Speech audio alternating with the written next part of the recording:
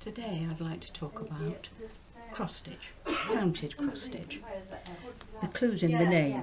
If you're going to try cross stitch, you're going to work designs on a piece of fabric in a cross stitch fashion, but you have to be prepared to count each stitch. These are the sort of fabrics which would buy, they're called Aida, and they come in different weights and different sizes, and they start ironically low in number at 12 and go up to 18, but the larger the number, the smaller the square is. So if you can see very well, or you're not happy working in very fine work, then you would work in one of the lower numbers. If you were very good, you'd work in linen, which is very fine and really quite difficult, and it's not something I would do. You can start in any number of ways. You can go into a craft shop and buy a kit, which is this kind of thing, and that's fine.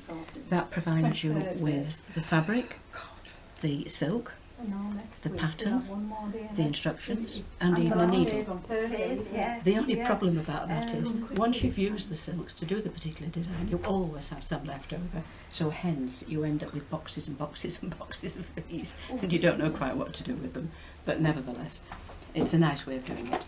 If you're good at this and you're interested in it, you can go on the internet, and there are thousands and thousands of patterns you can buy.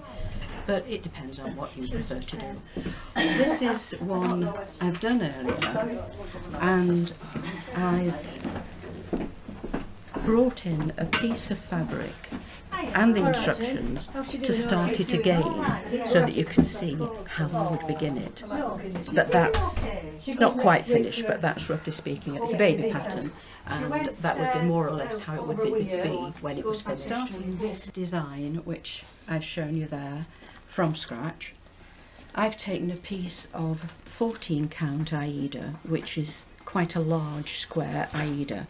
You would take one of the hoops.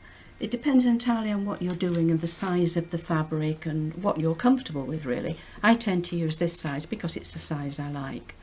That's the instruction leaflet that you would get, which shows you where the design is, where the various cross stitches are, and I tend to put it onto a board and underneath put the details of the colours you have to use with the design that they show you on the pattern as to which colour is which. The really very important thing about cross stitch is that you really ought to start in the middle of the fabric. You can start at the side, but I always would find that a great risk.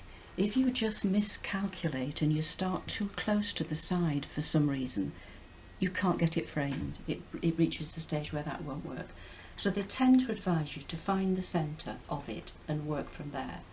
And all you have to do is take the piece of fabric. You can see from the marks on there where it's been folded, and you fold it one way, fold it the other way, and where the centre point is reached, you put a small mark to indicate that's the centre of my fabric.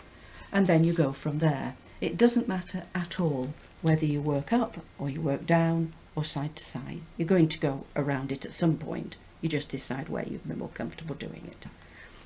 Once you've got that sorted, you have your pattern, and on your pattern they very kindly mark it off for you, so they put a diamond there and a diamond there and one there and one there, and that tells you that where those meet, that is the centre of that design. So that's the point from which you are going to work from that point in the tapestry. So once that is decided, you simply work up from there. Now on my design here, it tells me that that's where my centre point is. So just above there, that's where I start from. So you go to the nearest square that you wish to start at in a design that is an upside down triangle, which is not blocked in, it's just a clear upside down triangle. So you look at that and you say, right, where's the upside down triangle? And it's there. So you need number 610, which is a dark golden brown. And on your silks, you get them in hank form usually, and I put them on little cards like that because it's easier to store them. And that is the number that I need for that first set of designs. So I take this thread and I'm going to put it into this fabric so you can see where it starts. What you do is you take a single thread for all your ordinary cross stitch working. You do use a single thread on its own sometimes, but you take a single thread, thing won't come out for awkwardness, and you join the two ends together to make a double thread, and you take them like that, and you take your needle and you thread the two threads through at the same time, and then you have got a loop of thread, but at the end of it you have a loop.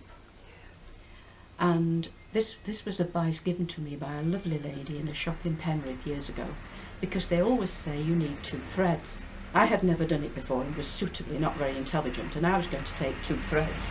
And I said to her, what do I do when I put it through and I've got a loose thread? Because it always worries me about what the back of the fabric looks like, because you get this kind of design, and that's fine.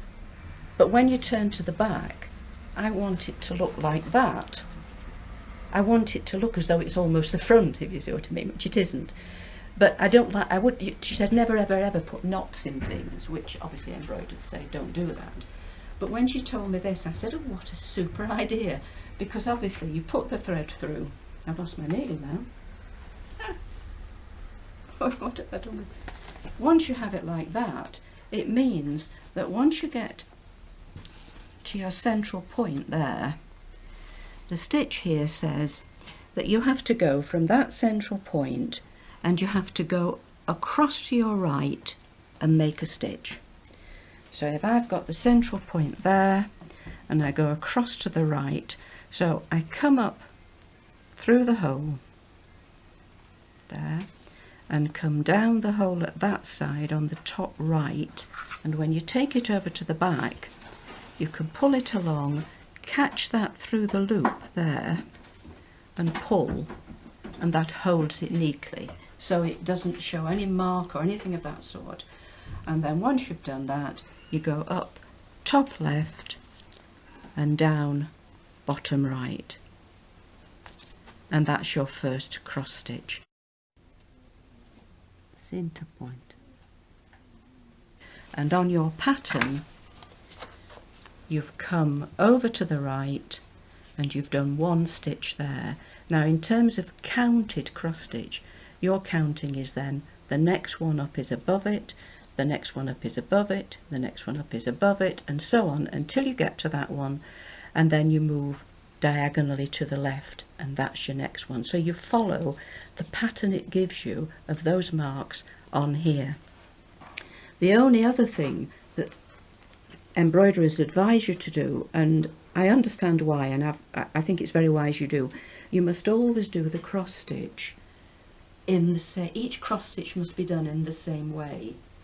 So if you do top right to bottom left and the tops of the stitches is top left to bottom right, and then the next stitch you do it the other way around and you start on the left, the light, when the light strikes it, it looks uneven, it spoils the design of it, and so it can be very useful. I always go top right to bottom left, because if you're doing a row of them you can go through and through and through and through doing them all the same way and then come back all the same way. But other than that piece of instruction, you have to then work out where my stitch is and where the next one will be. And it's practice. It's as simple as like any hobby, it's like any skill. It's practice to do it. But I have been doing it quite a number of years now, but I was absolutely a total novice when I started. I have no idea of it at all. But to be able to produce, this is one I brought in because I've done it for my niece who's having a baby in about a fortnight's time, and it's what one would call a sampler, and in there I will put the child's name and the date of birth and the weight of the child. But if you have enough patience, then you can have a go at something like that, which takes a considerable period of time, but is great fun, and I thoroughly enjoy it. It sort of sounds complicated, but once you've got the hang of the fact that you know what kind of fabric. The fabric is called Aida, and if you go into a craft shop and say, I'd like some Aida, they will say to you, what size do you want? Do you want 14 count? Do you want 16 count? They will also say to you maybe, what colour do you want? Because you can have cream, you can have ecru, you can have quite dark brown colours depending on what it is you want to work on. It can be quite expensive, but they often sell it in charity shops, so it's worthwhile looking for some. But once you've got that, you've got your hoops and you've got your pattern sorted. It's a question of a bit of patience and working it out. But I can't think of anything else I can tell you. But if anybody wants to know anything else, you can always ask me.